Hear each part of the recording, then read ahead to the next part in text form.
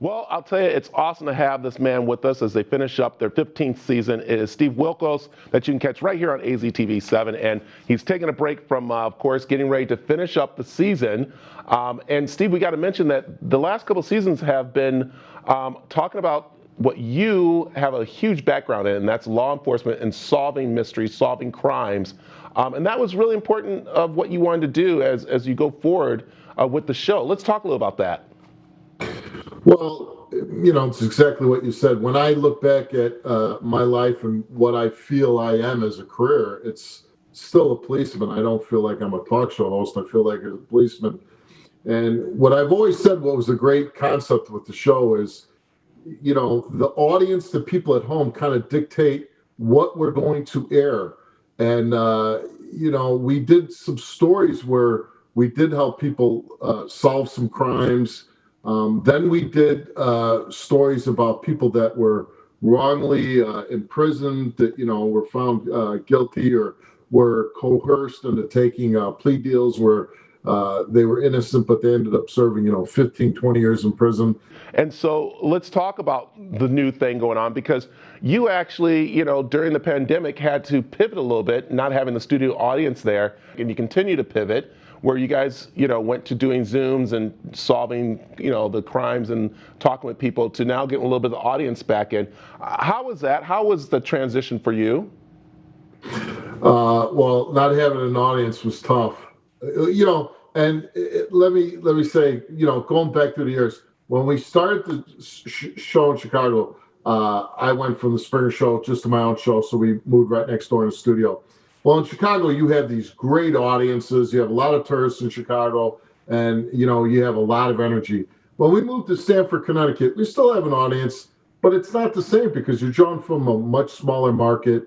You're not, have the numbers that Chicago has to tourists. So right there was a struggle, but we've always made it work.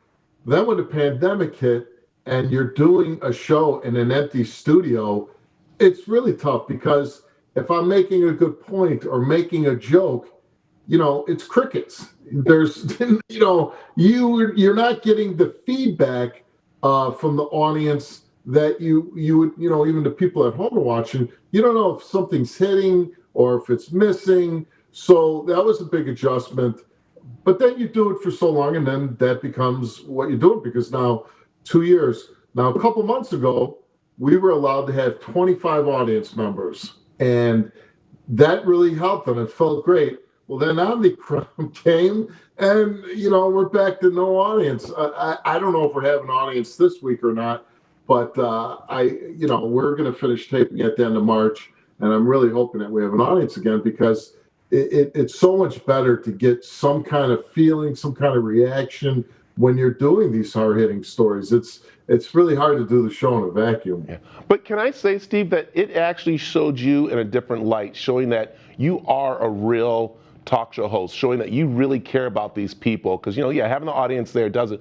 But I will say, watching the show, I really get to see I feel like the true Steve on how much he really cares about these cases and about these people, and not just having the audience chiming in. And I think that's one thing that shows how you have evolved over these 15 seasons.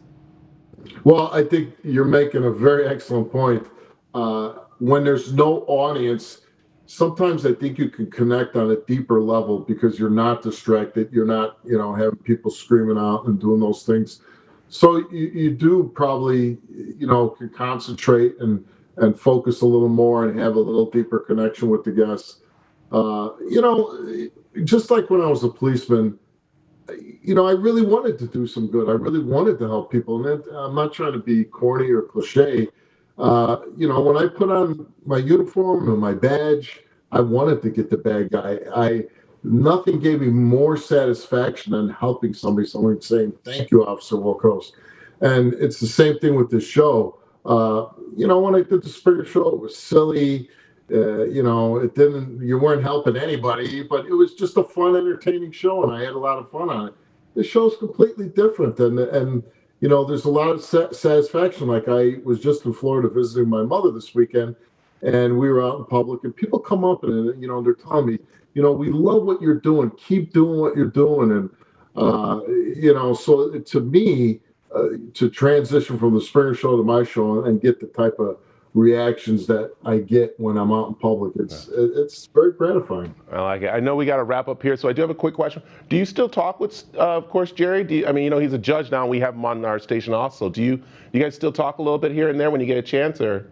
Oh yeah, I mean, and we both just hosted the Wendy Williams. We co-hosted together in November, so we got to spend some time there. I mean, I've known Jerry for 25 years now. I mean, even longer. I think it's going on 30 years actually. But he's been the most wonderful man in my life. Just a great dude, and yeah, we stay quite a bit in touch. Yeah, that's awesome. I'm so glad you joined us. I know you're very busy getting ready to finish up this season, and we look forward to see what's to come up next. And again, try to stay warm there. And we love if you get out this way to come visit us in person. Oh, for sure. I mean, I'm going to have to do that real soon. Yeah. Thank you, Steve.